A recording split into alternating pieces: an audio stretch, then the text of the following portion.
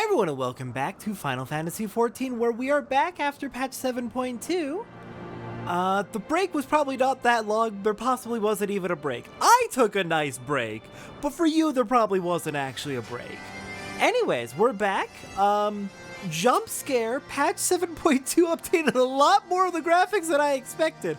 I thought we were just gonna get a Heavensward regions graphics update in this patch. We got a graphics update to every single zone in the game, except for Realm Reborn, because that was already covered back in 7.1.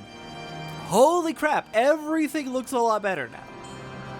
That said, the changes were mostly to shadows, lighting, and textures, which is a huge improvement.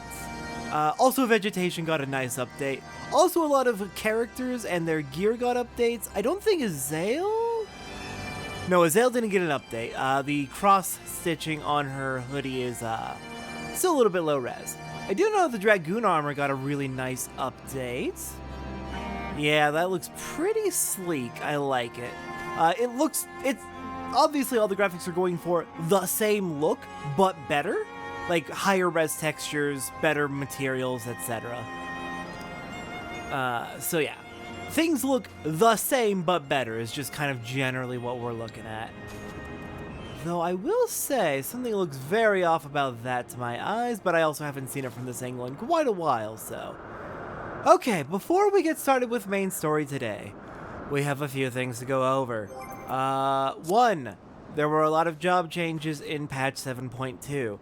We'll be going over individual jobs as we do their job quests. For most of the jobs, however, the changes were basically your sustained AoEs are stronger, your burst AoEs are weaker, in order to like balance out less burst, more sustained damage. Before I forget, Minion Roulette. What are we getting today? We are getting Wind Up Goblin. But yeah, that's kind of like the main change for a lot of jobs. Also, a lot of jobs were made a bit stronger so they can compete with Pictomancer. Because Pictomancer is a very well-designed job that also happens to be very strong. And it can take a lot of advantage of how this game's combat is designed in order to make itself stronger. It is a job that plays very well. It is a very well-designed job. It unfortunately has also the advantage of being so well-designed that it's too strong. I have some opinions about the changes they made to Pictomancer to make it a little bit weaker. I think they did the right thing, but they went a little bit too far. That's all I'm going to say about that, because we're not going to get to Pictomancer for a long time. But if you want the context now, assuming that it hasn't changed too much by the time we eventually get to it several years from now, right now, the big burst ability that Pictomancer has is now a loss in damage unless there is downtime in the fight. That might make a lot more sense if you're currently playing Pictomancer, or if it still plays roughly the same by the time we get to it in several years. Also, Black Mage, very, very controversial changes. We will talk about it when we get to it. I think people are largely overreacting, but do have valid concerns. I think overall, I understand what the dev team is going for with Black Mage. And I think people need to chill out a little bit. It's not as bad as you think, even though there are problems with it. Please calm down. The developers don't hate you. They don't always make the best decisions, but they're also people. They're allowed to make mistakes. Alright. Okay. That's just brief summary of what we're going to be talking about when we get to job quests. There are a few rewards that I picked up off screen. From the Mogtome event, during the month before a new major patch drops, there's always a Mogtome event where you can run various duties in order to get various optional bonus rewards. Usually they're like old collectibles, like from Extreme or Savage trials that might be very hard to grind out. So it gives you an opportunity to get those old rewards now without having to go in and grind these old high-end duties. But there's also a few rewards that are exclusive to Mogtomes. In this case, I got the Falcon Ignition Key, a new mount, which was originally a Stormblood promotional mount, I believe, but is now only available through Mogtomes. So I went ahead and grabbed it since it's the only way to get it. This ignition key winds the gears of the Falcon-class airship. Let's use that and check out what the mount looks like. Page 1 right here, an independent project of Garland Ironworks engineer Wedge. This single-rider airship allegedly recorded some of the fastest flight speeds ever, until a tragic accident following an attempt to see how high the ship could soar convinced its creator that perhaps a modicum of restraint was necessary. Okay, we Icarused it then. Good job. All you have to do is follow the Falcon. He knows where to go. From Barandoin de Helena. Alright, oh, right, we need to actually check out what it looks like. This is the Falcon. Just a interesting little, like, almost... I don't know how to describe this. A mini rocket motorcycle thing? It's an interesting mount. We also picked up... Right, a couple of glamour pieces. First off, we got the Paisa earring. Let's go ahead and zoom in on that. It's one of those dang Paisas from the Sea of Clouds. Though also it is really tiny. Nice, just a little glam piece that you could wear. I also picked up the Inferno jacket. Kind of a stylish, modern design jacket. Is that Ifrit? That is Ifrit on the back. Neat. And there's the game's logo right up front. Very neat. I'm not going to be wearing those probably, but I wanted to at least have them since they're glamour items exclusive to the Mogtome events. Okay, one last thing before we start the main story, I promise. We need to go back down the mountain because I forgot something. And hey, you know what? This will also give us a chance to go take a look at the new Onyx Shrine. So you can really see just how good this graphics update is. For the most part, it doesn't really like draw too much attention to itself. Things just look better and nicer, and it's a more subtle change. But you may notice already how Onyx Shrine looks quite a bit different. Much better normal mapping on this structure right here, so there's a lot more, not actual depth, but it looks like depth on the floor texture. And as we head up here, the lighting in this staircase is much better. The stonework is much prettier. Like, it looks a lot better in here. We can actually see ourselves going up here. Whereas before, you were basically going up the staircase blind. It looks so much better. I love it. I love it, I love it, I love it. One of the really neat new features that they added is... I can't really see it here. There's no spot where the two lights overlap enough. But one of the neat new features they added is they improved the number of simultaneous shadows you can have. So you can have shadows from multiple light sources at once, depending on the light source. Looks like these ones don't actually cast shadow. Oh, because they're primarily casting their light up. Got it.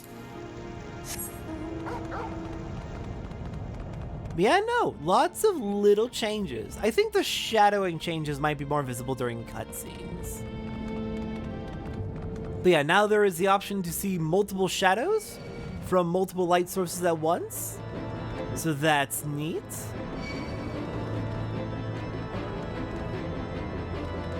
And yeah, the stonework in here in Morn looks a lot better as well. Anyways, I walked right past this. And I feel great shame that I have done so.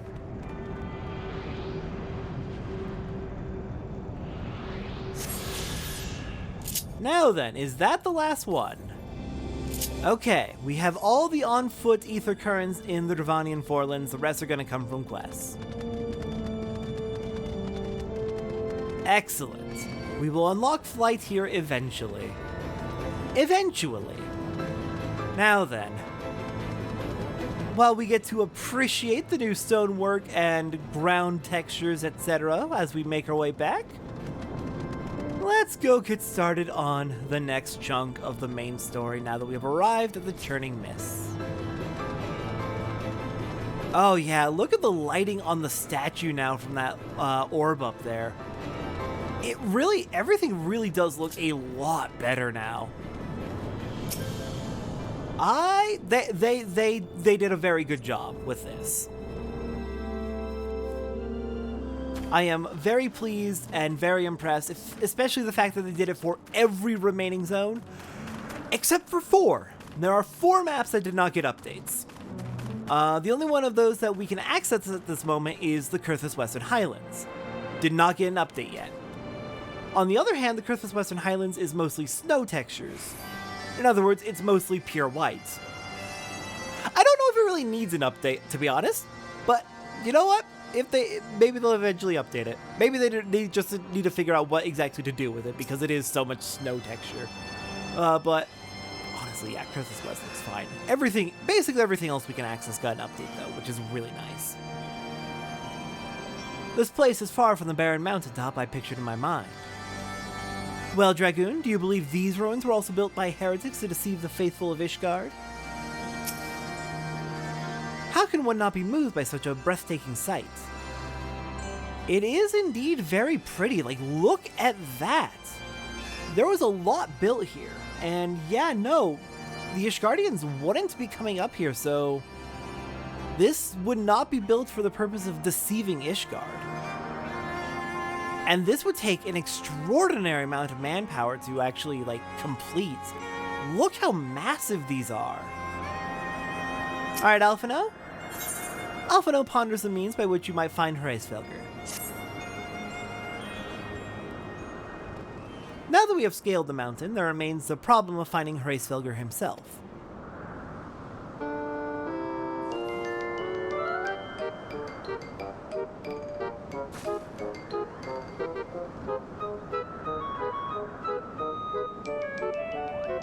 What manner of creature is that?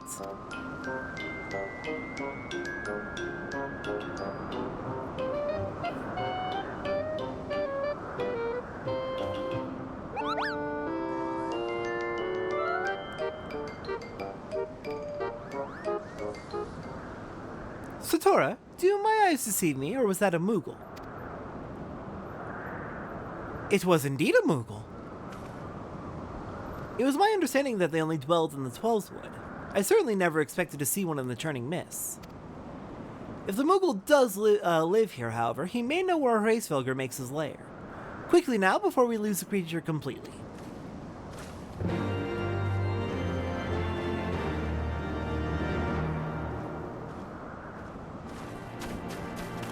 Alright, let's go talk with a random Moogle that is here. Interesting, why are they living here? Oh, also something I need to point out before I forget. I have been attempting to only explore new map areas, like to fill in the map, just as we actually go there in video, because I actually want to show where they are. But I did accidentally glance over a couple of new locations. This chunk right up here, we can't actually access yet, but as you're heading down into the Bed of Bones, for example, to fight Yetis, for either daily hunts or for crafting materials, there's a good chunk of the path leading there that will actually uncover this chunk of the map. Also, if you take a Chocobo Porter up into Tailfeather, the Chocobo Porter will drag you over this chunk of the map. So, that's a couple of places that we accidentally discovered off screen. Oops, oh well. Alright, Alphino. Bah, he's gone. Satora, we must widen our search. Indeed, let's go track down this mysterious Moogle. What are they doing all the way up here, though? Extremely befuddling. We did see a Moogle, did we not? We all saw it, so it was clearly at least something. The nearby air appears warped. You sense that concealing magics are at work. Where could he have gone?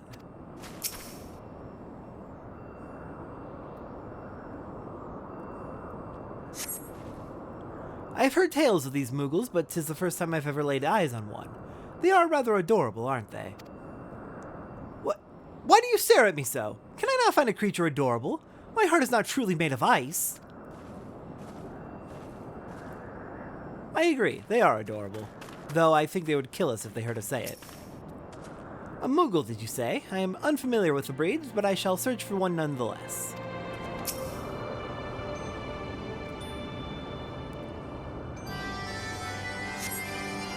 I see no evidence of this Moogle of yours. Are you certain it wasn't a trick of the light? Mayhaps 'twas simply one of these strange plants shifting in a breeze. So Asinian didn't see it.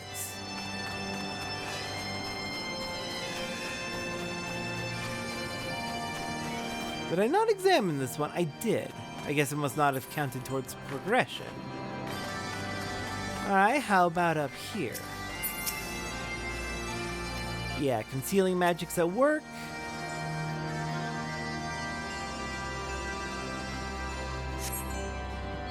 There is no sign of a Moogle in the area.